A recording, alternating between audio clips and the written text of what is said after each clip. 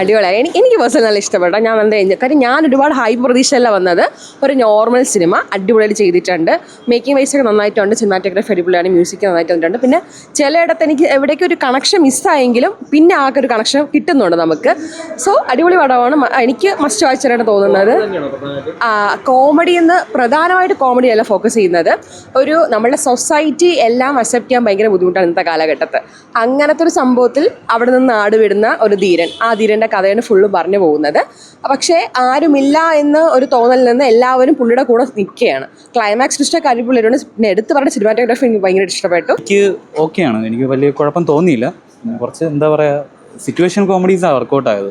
നമുക്ക് പരിചയമുള്ള ആളാണ് സംവിധായകൻ. അപ്പോൾ ഞാൻ പ്രതീക്ഷ വന്ന അതിൻ്റെ അത്ര ലെവൽ എനിക്ക് ഫീൽ ചെയ്തില്ല പടത്തിൻ്റെ അകത്ത്.